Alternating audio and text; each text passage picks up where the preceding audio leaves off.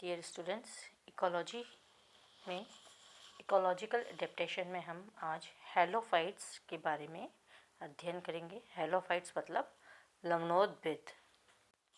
प्रकृति में कुछ ऐसे मरुद्भिद के समान पादप पाए जाते हैं जो कि लवण युक्त मृदा में उगते हैं। इस प्रकार जो लवण युक्त मृदा या खारे दलदली स्थानों पर पाए जाने वाले पौधों को लवण मृदोद्भिद या हेलोफाइट्स कहा जाता है। इस पौधों का सर्वप्रथम जो लवणोद्भिद नाम है उसका वो पालास के द्वारा दिया गया था।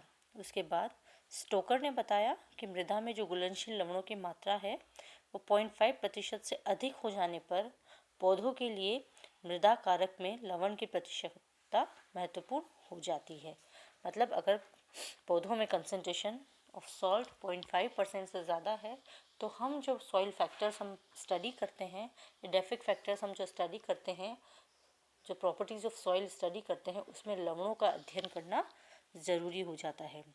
राजस्थान में जो खारी मिट्टी है उसके अंदर 3% से भी अधिक ज़्यादा लवण उपस्थित होता है। राजस्थान में सांभर, पचपदरा और डीडवाना में जो खारे पानी की झीलें हैं उसके आसपास के खेत मिट्टी में लवण की मात्रा 10 से 15% तक पाई जाती है। इसी तरह समुद्री जल के आसपास जो भूमि होती है उसमें भी लवणों की मात्रा अधिक पाई जाती है। इससे आधार पर हमें निष्कर्ष निकाल सकते हैं कि जो लवणोद्भिद पौधे हैं या जो हेलोफाइट्स हैं जो कि समुद्र या खारे पानी की झीलों के आसपास में पाए जाते हैं, उन दोनों स्थानों में मृदा शुष्क होती है, वाटर लॉक्ड होती है मतलब ड्राई होती है, या पानी से ढकी हुई होती है, या फिर दलदली हो सकती है। इस प्रकार की मृदा जो होती है वो फिजियोलॉजिकल ड्राई होती है। इसमें जो अकार्बनिक लवण होते हैं वह मुख्यतः sodium chloride, magnesium sulphate, potassium chloride, calcium sulphate, sodium bicarbonate इत्यादि अधिक पाए जाते हैं। प्रायः 3 प्रकार की लवण युक्त मृदाएं पाई जाती है। नंबर 1 खारी मिट्टी, श्वेत क्षार या वाइट अल्कलाई और सॉल्टिश सॉइल। इस प्रकार की मृदा में सोडियम, कैल्शियम, मैग्नीशियम के सल्फेट और क्लोराइड मुख्य रूप से पाए जाते हैं। दूसरी जो प्रकार की मृदा है वो है अल्कलाइन सॉइल या सोडिक या क्षारीय मृदा। इसमें पोटेशियम, मैग्नीशियम और सोडियम के बाइकार्बोनेट्स और कार्बोनेट्स प्रमुखतया पाए जाते हैं। इसकी वजह से इस मृदा का पीएच अधिक हो जाता है। तीसरी मृदा है सलाइन अल्कलाइन, जिसमें लवण भी है और क्षार भी है, लवण युक्त क्षारीय मृदा। इसमें मुख्य रूप से सल्फेट और क्लोराइड की बहुलता के कारण पीएच का मान कम हो जाता है। तो इस प्रकार से डिपेंड ऑन द सॉल्ट्स, लवण के आधार पर मृदा 3 तरह की है। एक है खारी वाइट अल्कलाई, एक है अल्कलाइन कम्प्लीटली अल्कलाइन और एक है सलाइन अल्कलाइन। तो इसमें डिफरेंस क्या है कि जो सोडियम, कैल्शियम और मैग्नीशियम है इनके सॉल्ट्स में डिफरेंस है। किसी में क्लोराइड और सल्फेट होता है, किसी में कार्बोनेट और बाइकार्बोनेट होता है और किसी में सल्फेट के साथ क्लोराइड की उपस्थिति पाई जाती है। इसके बाद हम अध्ययन करेंगे क्लासिफिकेशन ऑफ हेलोफाइट्स या लवणोद्भिदों का वर्गीकरण। अनेक वैज्ञानिकों ने अनेक समय पर अलग अलग तरह के जो क्लासिफिकेशन है वह प्रस्तुत किए थे। इस पर वार्मिंग के आधार पर इनको निम्न श्रेणियों में बांटा गया है। शेल रागी लवणोद्भिद मतलब लिथोफिलस हेलोफाइट्स। इस प्रकार के जो लवणोद्भिद है वह समुद्र के आसपास जो चट्टानें पाई जाती है उसमें लगते हैं। फिर है सेस्मोफिलस हेलोफाइट्स, ये बालुई मिट्टी के आसपास उगते हैं। तीसरा है प्लियोफिलस हेलोफाइट्स या मृत्तिका बालू रोगी। ऐसा खारी मिट्टी में उगने वाले पौधे जो लवणों की अधिकता वाली दोमट मिट्टी में उगते हैं। यह खारी मिट्टी में उगते हैं जहाँ पे लवणों की अधिकता होती है और वहाँ की जो मिट्टी होती है वह दोमट होती है। इसके बाद 4th नंबर पे है कच्छ रागी हिलोफिलस हेलोफाइट्स। यह कीचड़ युक्त दलदली प्रदेशों में या फिर समुद्र के किनारे जो कि वाटर लॉक्ड ज़मीन होती है, पानी से भरी हुई जो ज़मीन होती है, जल निमग्न ज़मीन, उसके ऊपर लगते हैं। इस प्रकार के को पुनः 2 भागों में बांटा गया है। पहला है लवणीय दलदली जो कि सैल्ट स्वैम्प कहा जाता है जिसको, और जो मरु प्रदेश के लवणीय क्षेत्र हैं उसमें पाए जाते हैं। दूसरा है समुद्री तटों के आसपास जो लवणोद्भिद पाए जाते हैं जिसको कि मैनग्रूव्स कहते हैं या लिटोरल दलदली वन कहा जाता है। तो इस प्रकार से जो वार्मिंग है उसने जो हेलोफाइट्स है उसको 4 प्रकार में बांटा है। नेक्स्ट साइंटिस्ट है इवर्सन। इवर्सन ने भी हेलोफाइट्स को क्लासीफाई किया है, पर उनका जो क्राइटेरिया है वह आवास स्थली में विद्यमान लवणीयता के आधार पर। जहाँ पर पौधे उगते हैं वहाँ के जो है भूमि में, वहाँ के मृदा में किस तरह की लवणीयता पाई जाती है, मतलब लवणीयता जो उनके हैबिटेट में पाई जाती है उसके आधार पर। तो पहले है नंबर 1 है ओलिगोहेलोफाइट्स। इस स्थान में इस प्रकार से लवणोद्भिद में पौधे वहाँ की मृदा में सोडियम क्लोराइड की मात्रा 0.01 से 0.1% तक होती है। इसको ओलिगोहेलाइन सॉइल भी कहा जाता है। नेक्स्ट है मीजोहेलोफाइट्स। इसमें ये खारी मिट्टी में पाए जाते हैं और इसमें सोडियम क्लोराइड की मात्रा बढ़कर 0.1 से 1% तक हो जाती है। थर्ड वन है ओलिगोमीजोहेलोफाइट्स। यह भी लगभग उच्च सांद्रता वाली खारी मिट्टी में आसानी से उग जाते हैं। फोर्थ नंबर पे है यू हेलोफाइट्स। जिन स्थानों पर इस प्रकार के लवणोद्भिद पाए जाते हैं वहाँ सोडियम क्लोराइड की सांद्रता 1% से भी ज़्यादा होती है और इस प्रकार की जो आवास स्थली होती है उसको पॉलीहेलाइन कहा जाता है। The last one is Yuri halophytes. ये लवणोद्भिद जो पादप हैं यह हर तरह के आवास में पाए जाते हैं, मतलब 0.01 से लेके 1% सोडियम क्लोराइड के लवणों की उपस्थिति में यह उग सकते हैं। तो इस प्रकार से यहाँ पर इवर्सन ने जो आवास स्थलीय में जो उपलब्ध लवण है उसके आधार पर इसका विभाजन किया है, वर्गीकरण किया है। नेक्स्ट है हेलोफाइट्स का जनरल क्लासिफिकेशन, जो स्टीनर, सोपा, चैपमैन इत्यादि ने किया है। इस संदर्भ में वाइजल ने जो वर्गीकरण किया है वो टेबुलर फॉर्म में आपके सामने है। इसमें जो लवणोद्भिद है उसको 2 भागों में बांटा गया है। एक तो सूडो हेलोफाइट्स और एक यू हेलोफाइट्स। सूडो मतलब आभासी लवणोद्भिद और यू मतलब ट्रू। सूडो हेलोफाइट्स वह हैं जो लवण युक्त मृदा से बचने वाले अल्पजीवी पादप है। जैसे हमने जीरोफाइट्स में भी देखा, कुछ ऐसे पादप होते हैं जो उस कंडीशन को विड्रॉ कर लेते हैं, मतलब अल्पजीवी होते हैं और उस मृदा की कंडीशन आने तक वो अपना जीवन यापन कर लेते हैं। दूसरा जो ट्रू है यू हेलोफाइट्स है वो 2 भागों में बांटे गए हैं।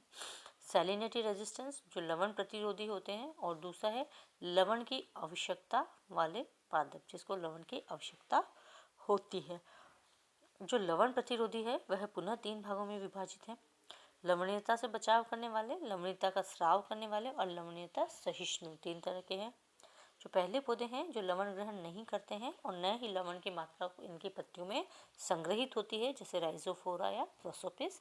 दूसरा है जो लवण को सिक्रीट करते हैं, इसमें लवण का संग्रहण हो जाता है और बाद में ये लवण को सिक्रीट करते हैं जो कि सरफेस पर उपस्थित रहता है लीव्स की, जैसे टैमेरिक्स और एट्रीप्लेक्स। उसके बाद जो लवण को सहिष्णु जो होते हैं, लवण इंड्योरिंग, सैलिनिटी इंड्योरिंग, ये प्लांट है जिसमें लवण की ज़्यादा मात्रा को भी यह सहन कर सकते हैं। एग्जाम्पल है इसका सूडा। अब लवण की आवश्यकता वाले भी कुछ पादप हैं, अल्प विकल्पी और विकल्पी, ऑब्लिगेट और फैकल्टेटिव। जो ऑब्लिगेट है उसको जीवित रहने के लिए लवणीयता की आवश्यकता होती है, जैसे सेलिकोनिया, और जो विकल्पी हैं उनको जीवित रहने के लिए लवण की उपस्थिति या अनुपस्थिति से इस पर कोई फर्क नहीं पड़ता है, जैसे सूडा और सालसुला। Now we will study the morphological and anatomical adaptations in the halophytes. इस विशेष पारिस्थितिक आवास में जो पौधे पाए जाते हैं उसमें स्पेशल मोर्फोलॉजिकल और एनाटॉमिकल और फिजियोलॉजिकल कैरेक्टर्स भी पाए जाते हैं। सबसे पहले हम इसके मोर्फोलॉजिकल कैरेक्टर्स के बारे में पढ़ेंगे। हैबिटेट के बारे में अगर हम देखें तो ये पौधे झाड़ियाँ और छोटे वृक्षों के रूप में पाई जाती है। यह पौधे शाकीय होते हैं और इसमें ससीमाक्षी शाखन पाया जाता है या फिर ये डोम शेप्ड हो सकते हैं। इनकी जड़ें जो है, सेकंड पॉइंट अगर जड़ को डिस्कस करें तो ये कम गहराई पर परंतु भूमि में अत्यधिक फैली होती है। इसमें जो स्तंभ मूल है वह पाई जाती है जिसको प्रॉप रूट्स कहा जाता है और स्टिल्ट रूट्स भी पाई जाती है। इन पौधों में दलदल युक्त बालुई मिट्टी में स्थिर रहने के लिए मैकेनिकल स्ट्रेंथ प्रदान करती है। एग्जाम्पल है राइजोफोरा म्यूक्रोराइटा।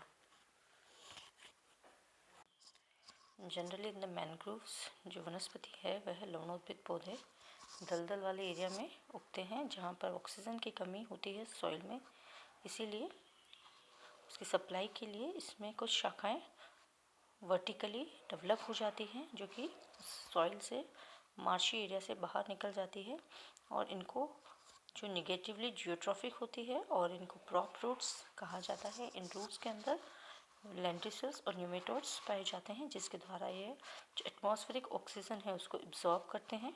इन जो होल्स होते हैं इसको न्यूमेटोफोर कहा जाता है। It is the special character of marshy plants, mangrove plants. कुछ जो अन्य लवणोद्भिद होते हैं जैसे सोनेरेशिया, ब्रुगेरिया, इसमें न्यूमेटोफोर जड़ों के स्थान पर अन्य प्रकार की जड़ें पाई जाती है जो सामान्य जड़ों से विकसित होती है, परंतु वह भूमि के ऊपर आकर फिर पुनः उसके नीचे चली जाती है। तो इस प्रकार से रूट्स में इसमें कई तरह के एडेप्टेशंस पाए जाते हैं। दीज रूट्स जो है यह प्लांट्स को मैकेनिकल स्ट्रेंथ भी प्रोवाइड करती है और ये भूमि पर जटाव के समान फैली रहती है। तने के आधारी भाग को जो भूमि के आसपास होता है उसमें ये चारों तरफ से कवर कर लेती है और इनको पुष्टा जड़ें या बुट्रेसेस कहा जाता है। नेक्स्ट वन है स्टेम। इसमें जो स्टेम है वह मांसल और गूदेदार होते हैं। एग्जाम्पल है सूडो सेलिकोनिया। यह जो तने मांसल होते हैं कि प्रवृत्ति क्लोराइड आयंस के संग्रहण के कारण होती है। इसके अंदर क्लोराइड आयंस का डिपोजिशन पाया जाता है। इसके तने ससीमाक्षी शाखन होता है जिसकी वजह से पौधे झाड़ीनुमा, छोटे और टेढ़े मेढ़े हो जाते हैं। इसमें जिसके अंदर की शाकीय स्वभाव प्रदर्शित होता है। नेक्स्ट है लीव्स। लीव्स जो है थिक होती है, सकुलेंट होती है और आकृति में छोटी होती है। इसकी जो अपर सरफेस है वह शाइनिंग करती है और स्मूथ होती है और कुछ पौधों में पत्तियां बिल्कुल एब्सेंट होती है। Next one is fruit seeds और उनका डिस्पर्सल।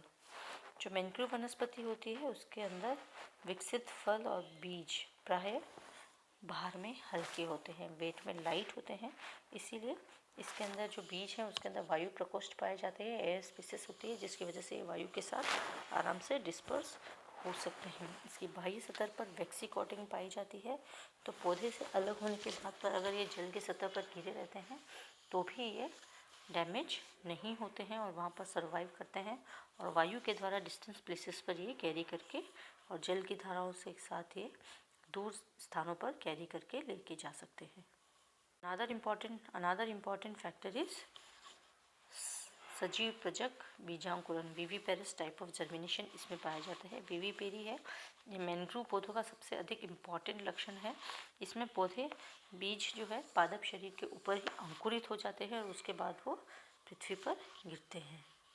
इसमें जो अंकुरण पाया जाता है वह फल के भीतर ही स्टार्ट हो जाता है, जब इसमें हाइपोकोटाइल और वृद्धि करता है और जो रेडिकल है वह नीचे निकल जाता है। ये जो सीड है जब ये ऐसे में अगर ये सॉइल पर गिरता है तो जो रेडिकल पार्ट है वो कीचड़ में सीधा घुस जाता है और वहाँ पर ये नया प्लांट डेवलप कर लेता है। तो vivipary is an important character and is an important adaptation of mangrove plants. For example Aegiceras, Avicennia, Ceriops और ब्रुगेरिया प्लांट्स में विविपेरी पाई जाती है। अभी हमने इसके आकारिकी अनुकूलन के बारे में पढ़ा, अब हम इसमें आंतरिक अनुकूलन या एनाटॉमिकल एडेप्टेशंस के बारे में स्टडी करेंगे। जो रूट्स हैं इस पौधे की वह बाहर की ओर कॉर्क लेयर पाई जाती है जिसका वल्कुट तारा और उसके जो कॉर्टेक्स है उसमें स्टार शेप्ड कोशिकाएं पाई जाती है और उसके बीच में एयर स्पेस पाया जाता है। कुछ कोशिकाओं में इसके अंदर ऑयल एंड रेजिन्स जो हैं वह डिपॉजिट होते हैं। इसकी जो मज्जा क्षेत्र की कोशिकाएं हैं उस पर लिग्निन का स्थूलन पाया जाता है और कोशिका भित्तियाँ पिटेड होती है। When we come to stem, तो तने की जो बाह्य त्वचा है उसके ऊपर क्यूटिकल की लेयर पाई जाती है और जो बाह्य त्वचा है वह 1 लेयर ना होकर 2 to 3 लेयर थिक होती है और उसके अंदर टैनिन पाया जाता है। हाइपोडर्मिस है वो मल्टी लेयर होती है और उसकी भित्ति थिक होती है। कॉर्टेक्स में एयर चैम्बर्स पाए जाते हैं, कई बार इसमें कैल्शियम और मैग्नीशियम के ऑक्जेलेट्स भी पाए जाते हैं और एच शेप की स्पाइक्यूल्स भी इसके अंदर पाए जाते हैं। यहाँ विशेष प्रकार की स्क्लेरोटिक सेल्स भी उपस्थित होती है, स्टार शेप्ड।